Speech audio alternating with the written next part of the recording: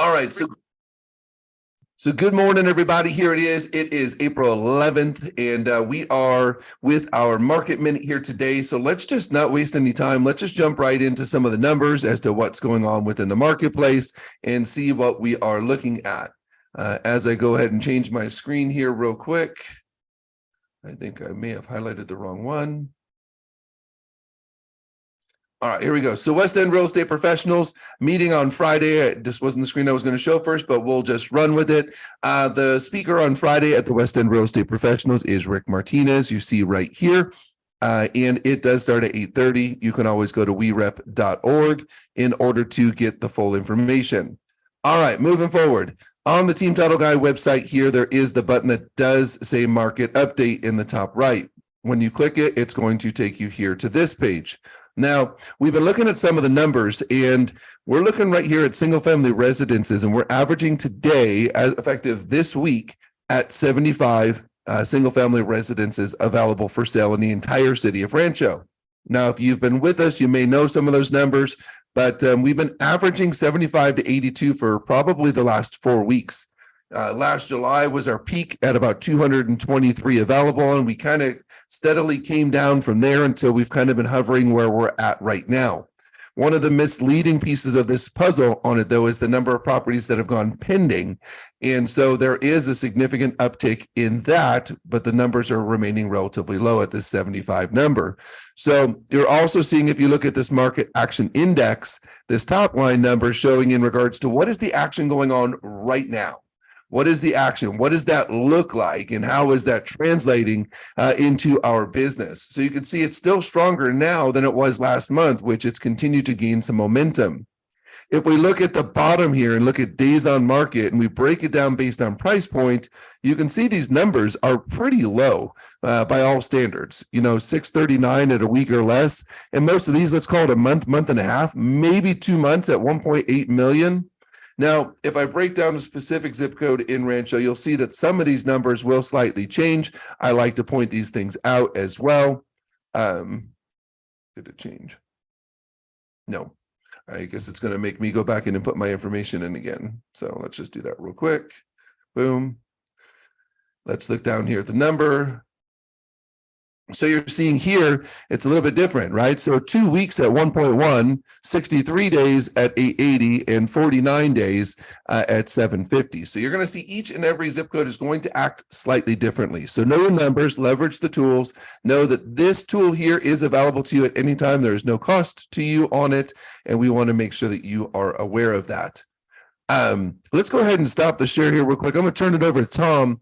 Tom, as it relates to what's going on in the world of mortgages as it impacts our real estate field, what are you seeing? What is truly impacting our marketplace right now? Okay, so we were just taken over by storm this last 2 weeks through the new CalHFA product. So that was all that was the buzz. That was all over the news. And basically CalHFA came out with a product which was this shared equity program, a program we've never seen before. So basically CalHFA was coming in and saying, hey, we're going to give you 20% as a down payment. We're not going to charge you any interest on this. You don't even need to make any payment back on this 20%. But when you go to sell your property or do a refinance, they did allow a one-time rate and term refi, but you go to refi, you had to basically pay back your original 20% that they gave to you, plus you were giving back a 20% of the profit that you made on your property. This thing went nuts, absolutely nuts. And what it did is that it allowed the average person to increase their purchase power price by $100,000. So if somebody was pre-approved before, let's say for $600,000, this boosted them to $700,000 and kept the exact same house payment as they were at a $600,000. So this just went nuts. And it'll be interesting to see what your reports actually look up like this next month in the sense of pendings and days on market, because all of a sudden buyers, knew that there was a limited funds that were available. There was only 300 million, I believe, that was set aside for this program. And as of yesterday, we found out that all of those funds have been used up on the CalHFA. So it's going to be interesting to see. So does that mean that, the state goes, wow, that was such a successful program that they're going to allocate more funds for it? We're all kind of wondering, because a lot of us right now, have clients, they're looking at properties, they're writing offers on properties. They've written offers on properties based upon this program, and then all of a sudden funds are not available. So I'm encouraging buyers right now, keep moving forward, keep on processing your application, because I think there's a couple of options. One, it'll be interesting to see if that, some of these loans, people tied up this money. Now they're doing home inspections. They're going to find out maybe that this house, has some issues, has some problems, and then they have to back out of that transaction. Well, those funds now become available. So hopefully, if there's going to be some of that happens, hopefully there's going to be enough funds come available for some other buyers who are in that process right now. So CalHFA has been absolutely huge, and it's brought on, a ton of activity. And so it's been really encouraging, really exciting. That's just one area, Ryan, on the mortgage stuff. Well, it's kind of interesting you point out that fact. I mean, I feel like, what was it? It was March 28th to April 7th when those announcements were made, and how quickly that was burned through it. And I think the original estimation was somewhere between 2,000 and 2,300 families that were going to benefit from that program.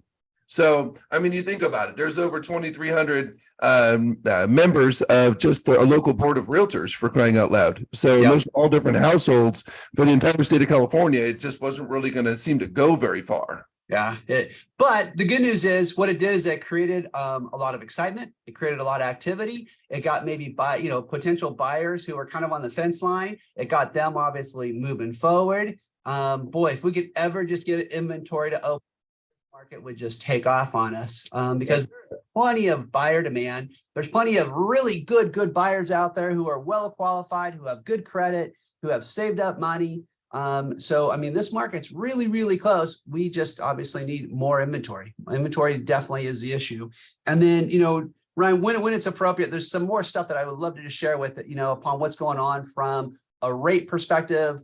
Where do we see? Well, that's kind of a great segue into the next question I was going to have for you, which was, I truly believe that when there's quite a few people that would love to be able to move up or do something with their property, but because interest rates are higher, they can't afford to even move up, because even if they bought the same priced house as their current house, they wouldn't necessarily, or at least in their mind, be able to afford the increase in payment. So there just is, unless people were having to sell, they just didn't seem like they were wanting to because of that reason. Now, a lot of people, including one of the icons in the industry, Barry Habib and so forth, was really kind of pushing towards the third quarter, saying that, look, by July, we really anticipate, based on market data coming out in March, then April, and in May, that you're going to see pressure on pricing to come down. Obviously some things have changed in the marketplace. Are you still seeing, I haven't seen him change his tune at all in regards to that. Does it still look as if, and again, no one's got a crystal ball. I'm not saying, hey man, what do you think? But based on the numbers that are coming, based on the jobs report last week, I know one of the dates, and you may or may not be familiar with it, was on or around May 10th. So I was watching one and listening with one of the Barry deals, and he was talking about May 10th, on or around May 10th, based on some more of the data that was supposed to come out, that he truly believed it would push us to be in the mid to low fives by the third quarter. And I don't know if that's still something that's out there. I mean, it's just so hard because there's two camps. You have the one camp that says, hey, we have some economic downturn coming at us. All of the moves the feds have made to raise interest rates, by 5% in the shortest period of U.S. history ever. Okay, there's going to have those ramifications of it. I heard an economist last week that I've never heard this before, and this is incredible news, is that, hey, we've just had all of those years of quantitative easing. So the feds have actually entered into a 2-year process of what they call quantitative tightening. So now we're going to start hearing this word called QT. And that's a new term. And quantitative tightening basically means that they want to take $400 to $500 trillion out of the market. They want to take that money out of the money supply to tighten things up. The unfortunate part about that is that, one of the ways that they're going to really focus to pull this money out is through what they call mortgage-backed securities. So it's going to be an interesting dynamic. Are you going to be on the one camp that says, hey, the economy is going to slow down, it's going to drive interest rates down, unemployment's going to go up, People are going to have to be, selling their houses and some of that. So there's that one camp, and there's another camp that says, hey, artificially rates might have to stay stimulated a little bit higher than what we want, because the feds are going to continue to try to draw money out of the marketplace. And that's called quantitative tightening. So you know what? Guess what? Over the next 30, 60, 90 days, we're going to see which way this, potentially goes. But Right. what I will say is buyer activity is really up there. And there's no doubt that we're kind of in the spring mode. Buyers excited, buyers want to find a home. And there's no doubt we're seeing that activity happen. I want to get over to Bill, and I want to circle back towards the end because one of the questions I had in regards to you seeing a lot of headlines on it, it has to do with our currency and so forth. But we're gonna shelve that for a minute. I want to make sure we get it to Bill, and I'd like to try and go back and address that towards the end. All right, so you may or may not have heard of his company name is on his image there. It's called Rainbox Digital. And I was turned on to this organization at a meeting about a month or so ago, and I really liked what they brought to the table. I know this tool may not be for everybody, but if it's for you and you see a fit with it, I think there could be a great opportunity to drive business and opportunity on several different levels. So, Bill, without stealing your thunder on this one, can you share a little bit about like what is Rainbox Digital? I mean, it's got an intriguing name, that's for sure. Thank you. So, of course, so my name is Bill Rose. I'm the Director of Operations for Rainbox Digital, and we are a digital marketing company, primarily in the real estate sector. So lenders, realtors, teams, brokerages, those are our main clients. We have three main products. First one being pay-per-click. So that's like a lead generation place for primarily geared towards large teams or brokerages. We have recruiting services that's also geared towards teams and brokerages, people looking to expand or go into new markets. And then one that works for pretty much everybody is our local service ads through Google. And that's what I'll talk about today. So let me go ahead and share my screen.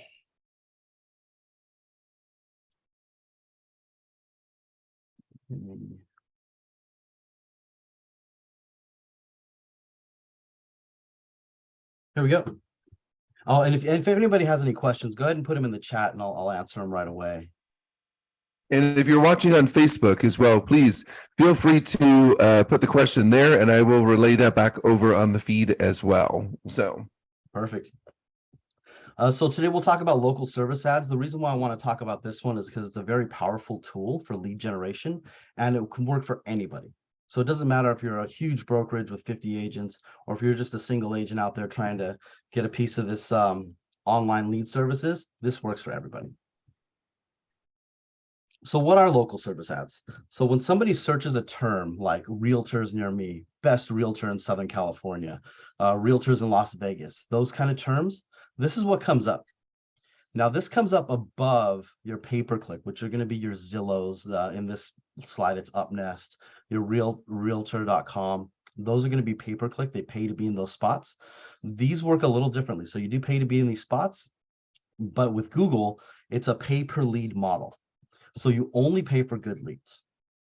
You never pay for a lead that you don't service. So if you're a realtor and you don't service renters and it's a renter reaching out, you don't have to pay for that lead. If they're looking out of your market or their budget is unrealistic, things like that, you don't pay for those. And because of that, with our clients, it has the highest conversion rate. We haven't seen anything like it. So 1 in 5, 20% of these end in an escrow for realtors. Is that the same metric? I didn't ask this before, but is that the same metric? Like, for example, Tom is there as well. And was it the similar kind of metric when it comes to loans, or is that metric been done? It is. So we don't have it as detailed. So our real estate network is very robust. So I can tell you, like in certain markets, it's 1 in 2, and in certain markets, it takes a little longer. It's like 1 in 10, 1 in 12. Okay. So it just depends. So 1 in 5 across all clients in real estate for sure is where we're at. And that's because the clients are highly actionable. So these are all direct calls. So like if I'm calling, let's say Sherry Brown here, okay, I already know who she is. I see her picture. I click on the picture. Her number drops down. If I'm on my phone, I just click the phone number and I'm connected to Sherry. And I said, hi, is it Sherry? Great. I'm looking in your market. I'm actually relocating to your area and I need a house in the next month or two. So that's very highly actionable leads, and that's why the lead source is so good. What's the trick though? So there's always a catch, right? The trick is on your Google business page, and if you don't have one, you should definitely have one. You need to get reviews. So the trick is the reviews. So unlike pay-per-click or other marketing sources where you can just put more money into it to get more out of it, you can't really do this with this. The only way to get more calls coming in is to get your review count higher. Now, the good thing about Google is all the reviews can be character-based. So they allow character reviews, unlike Realtor or Zillow, where it has to be somebody that's done a transaction with you. These can be all your friends, all your family, any of your vendors, anybody you work with on a regular basis, or anybody that's ever asked you a real estate related or lending question. These are all people that can leave you a review. So again, guys, if you didn't hear him say that, we have to do a better job at asking for the reviews, making sure people know that it's there, because not only is it going to help you just in general, but for tools and things such as this, it's going to pay dividends. Absolutely. And then at Rainbox, what we do is actually we employ a manual bidding strategy. So we help with Google business page setup. We help with, getting reviews and strategies there to help you get your reviews. But the secret ingredient that we add that nobody else really does is manual bidding. So we're able to figure out, because it's geolocated, all the ads. So we're able to figure out what the people are bidding in those top spots in those areas. And then once we figure that out, we're able to outbid them. So we'll go in manually 5-6 times a day, bid $1 more than what they're bidding. If they're bidding 20, we'll bid 21, and then our clients end up in the top, even if they have less reviews. So the starting line is 50 reviews. You have to get to 50 reviews to reach Google's first tier. And at that point, you will get some calls and you will get some action. But the interesting thing was, and you had said that before, if you go back a slide or two, I think one of your screenshots there, one of those people in those top 3 had 43. Yeah. So these are 43. So 50 is going to be the starting round. Right around there is where the starting line is. And that's where you're going to be able to get in the top 3. But once you get to 100, that's the next tier. 200 is the next tier. 300 is the best tier to be in. You'll get more, right? There's 2 more tiers above 300. So if you have 800 reviews, you'll only get a couple more calls than a 300 review page. Got it. But the trick is getting to that review line. At each tier will give you more calls and higher quality calls too. That's awesome. So it's a total win-win. This is Nate Butcher. He's one of our clients. He's at, I think, 320 right now. He started 11 months ago, and he has closed his 25th escrow just from the local service ads in an 11-month time frame. And he started with only 4. That's pretty solid right there. So very, very powerful tool. Can work for anybody. So this actually works for all kinds of vendors, because it's if you're a plumber, it works for you. If you're a lender, it works for you. If you're anybody in the service industry providing a service, right, these local service ads works for you actually. And then that's it. We coach. There's an app that comes with it, and there's things that you have to do. So once you have your ads running, there's steps that you do to increase the quality of your calls coming in. Google sort of learns what's a good lead, what's a bad lead, things like that. Right. So we train on all of that as well. So who is the best person to reach out to you? Is it the team leader? Is it the mega agent? Is it the lender? What's the best option? Who is the one that interacts with you the most? Everybody. So we have a lot of agents, single agents, because it's great for them, right? If they can get, just to get the starting line of 50, if they can get 3 extra escrows a year by doing nothing else, that's a win. Now, in regards to tracking the leads as they come in, how does that typically work? That all comes through the app. So Google has their own app. It's a local services ads app. So when somebody is on their phone or on their computer looking at people, they'll click on the number. It'll actually be routed through Google's app. The call coming in still says the person's number, whoever it is. But Google will actually record the conversation, so they can actually go in and dispute the leads for you. If it's like a vendor, if it's a photographer asking to solicit you for your listings, you don't have to pay for that, obviously, and Google will actually go in and dispute it for you. Now, we do recommend that you dispute them yourselves, because Google will learn based on your notes and disputing and saying this is a good lead. It'll learn what is a good lead, what is a bad lead, and you'll start to get higher quality leads. Now, in regards to, obviously, I think you said you don't pay for leads you don't want. What is the average cost of a lead on here? So between Rainbox and Google's leads, they charge based on a lot of different things. So based on where the ad was shown. So if I'm looking in Las Vegas and I'm in Southern California, that's going to be a different fee than if somebody's in Las Vegas looking for a place in Las Vegas. And then time of day also. So if I'm looking at 2 a.m. versus 3 o'clock in the afternoon, those are all different prices for Google. What Google will charge is anywhere between $20 and $50 on average. There's a couple of markets that we see scrape higher than 50, but not usually. And then we charge a $50 flat fee for any good leads. So all in for a good lead, 1 in 5 that'll end in an escrow, you're never paying more than $100. So the next question is going to be is, a lot of our agents, they're busy being agents. They're out, hunting and gathering and trying to run their business and so forth. If they said like, look, I want to use you, Bill, I want to use Rainbox Digital, how intensive do they need to be, or does their team need to be in working with your product? It's actually not bad at all. So for local service ads, to get the reviews, it literally take you less than 2 minutes a day texting. So if you text out to get the review count up, less than 2 minutes a day, that's your big investment. Other than that, there's a couple of calls where we'll walk you through how to do things on your Google business page or things like that. But really, it's not a huge investment.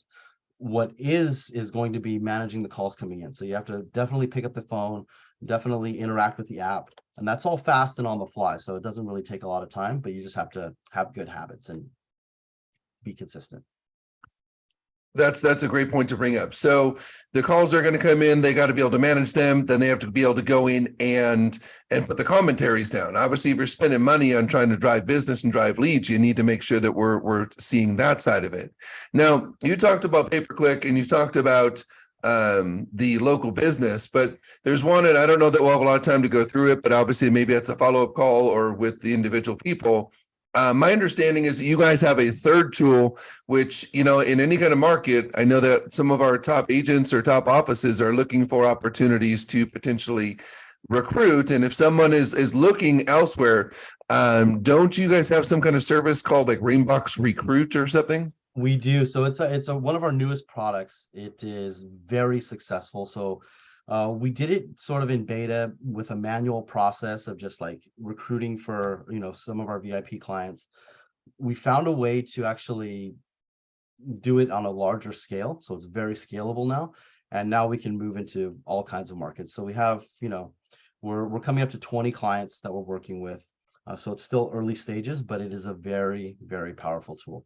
So it blasts out over, all omni-channel, in addition to generating organic Facebook posts and LinkedIn posts to get organic leads coming in as well. And then we're able to actually call all the applicants. So we have recruiters on our team and we'll screen them. So we can find agents, like if a team is looking for, so let's say they're in Henderson and they want to build a team in Las Vegas proper or North Las Vegas, we can actually do that. We can find agents that are in North Las Vegas with whatever they're looking for. If they're looking for brand new agents that they can mold and train, to do the things that they want to do, how they want to do it, we can get them those agents. If they're looking for an experienced agent, one that's had 4 to 5 deals in their life for at least 3 years, we can do that as well. So with this tool, we find that it's very powerful and we can find exactly what people are looking for. It helps teams grow if they're, in their market, and helps teams expand into other markets. Okay. Now, in regards to, some people would, and I don't need to say a name of a company, but if I was to say a company, they sell leads to 1,000 different people, the same leads over and over and over again. How does this work? How is what you guys are doing different from that? Well, which tool are we talking about? We're talking about recruiting?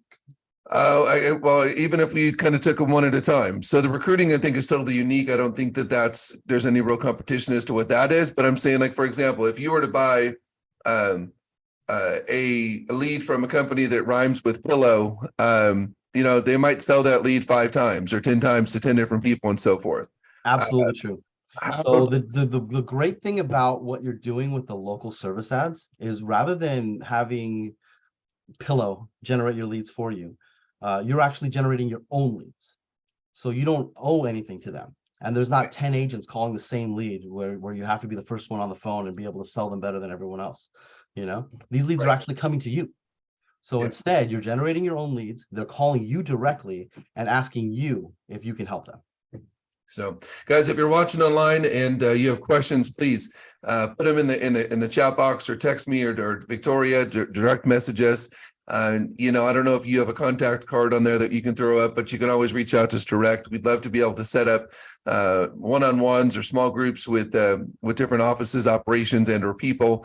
I guess one of the questions I was trying to allude to, but I didn't really say, was do you guys work with every brokerage in town, or is there some kind of exclusivity if people find that they want to work with you? So the great thing with local service ads is it works off geolocation, right? So let's say I live in Los Angeles, right? So let's say I'm looking for the best realtor in Los Angeles. It's going to show me a list of people. But if I'm in Orange County looking for the best realtor in Los Angeles, it's going to show me a different list of people. So it's geolocated based, and we could just beat out other people. So you can never really saturate that. When it comes to pay-per-click, that we do one per market, really. Because if we have 5 people running pay-per-click in Las Vegas, then we're not only competing with Zillow and Realtor.com and everyone else, we're also competing against ourselves. So that's where the conflict lies. And we do pay-per-click for one per market. That comes with a CRM program and accountability thing, so we can really boost those results that you're getting from pay-per-click very robustly. And Right. then recruiting also helps. So that's really been like a hand-in-hand tool for teams looking to generate leads and pass those leads out to teams and grow their teams or expand in new markets. Right. Someone just texted me and said, is there a contract? What does that look like? So for the local service ads, there's no contract. So information's free. We always give that out. We have meetings with whoever to help them with whatever we can. And then there's no contract. So there's no setup fee, there's no management fee. We want to set up a structure where we're making money when you're making money. So there's no contract, it's month to month. And that's it. For pay-per-click, there is a contract, there's a small setup fee. And it usually takes about 6 months of ramp up time to be able to start generating really good leads and positive revenue. What are the average spends that you're seeing in regards to the pay-per-click side of things? I mean, it's a really loaded question, so I'm gonna because I guess it's all dependent upon what people's goals and objectives are and so forth. So I mean, is there a way to try and quantify what that might look like? So it's really hard to say what the average spend is. I mean, we have a client in Beverly Hills who's spending, between 20 and 30,000 a month. It makes sense for him because one deal covers all that expenses. As where other clients, are in smaller markets, and obviously they don't have that kind of a budget.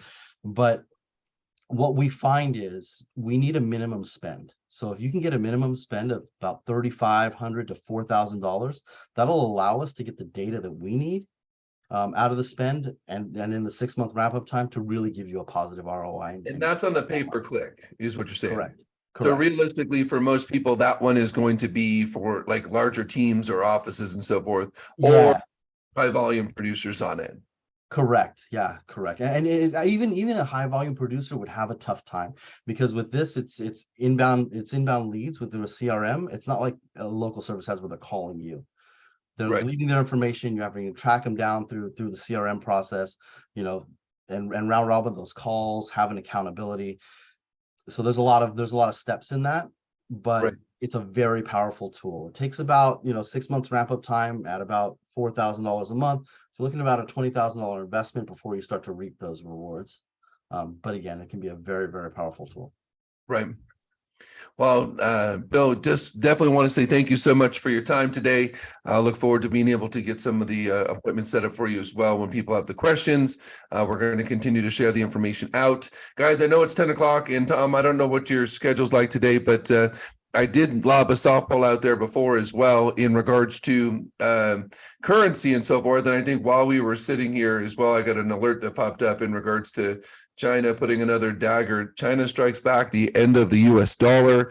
I mean, that sounds a little bit over the top, like a headline that's a little sensationalized there. But what does that look like for us? What could that do to our markets or rates in regards to it? I don't even know what to even say, I guess. So what is your take in regards to the world moving away from the US dollar potentially as a reserve currency? I mean, that's so far beyond my pay scale, to be honest. I mean, there's certain things that I try to worry about and control in my life, and there's certain things that I just got to say I have no control over. For the record, I'm not claiming authority saying that. So Out there, it's becoming all the talk, and it's kind of like I feel like it impacts what we do. And I'll make this statement as well then, and just say, look, bad news for the economy is typically good news for interest rates, but I don't know what the heck that would do in regards to where our world would be. Let me share the most crazy statistic that I've ever heard that I validated, and here's what it is. Nobody in California has ever lost any money in buying real estate in California, ever, okay? Ever, as long as they've owned the house for more than 7 years. So what happened is even if you bought at the top peak of the crash of the 06-07 market, okay, if you held on to your property for 7 years, that market made its way all the way back. Okay, so my encouragement to homeowners, sellers, everyone out there is don't look at your home necessarily as this investment vehicle. Look at your home as this is where you want to lay community. This is where you want to live. This is where you want to raise your children. Okay, and try to take it more for a long-term thought process or a long-term perspective. And just realize, hey, if you can get into a house, it falls within your realm of affordability. Don't try to roll the dice and say, hey, what if, hey, I can't afford this payment, but you know what? In a year from now, I can refinance and then afford it. That's not a good strategy. Okay. Buy a house within the realm of your means, look at it more of a long-term solution. Okay. And with that, you don't then need to worry so much about the whole political, what happens with, on the political side, on the economic side, and just try to be wise in your decisions. Very good. Hey, that sounds like some sage wisdom right there. There you go. Tom Bass. Wow. Okay. All right. Changing your name on you. See, Tom B. Tommy B. So guys, once again, thank you so much for being here today, and look forward to being able to share. Hopefully you found some value in what Bill brought as well. Maybe it's an opportunity for you, and maybe it's an opportunity right now, and maybe it's not. Maybe it's 6 months down the road or whichever, but at least it's there. Sure. And maybe it's something you've been thinking about, but just don't know how to do. And now you have a resource that can get it done for you. I would absolutely vouch for them because I've watched and witnessed what they've been able to do. And it would be worth the phone call, at least sitting down and chatting. So guys, I hope you have an incredible day. Reminder that on Thursday is our meeting with Masters, and that is going to be the 1031 Exchange edition. That is with Greg Burns. So if you're interested in it yourself, or if you know somebody who would be, please feel free to share this information. 9:30 to about 11 o'clock at the resort here in Rancho Cucamonga. That's over by Milliken and 6th. And again, tax-deferred exchanges, an opportunity to roll that money over and increase the purchasing power moving forward. So guys, have a great day, and hopefully we'll see y'all real soon. Thanks, Rye.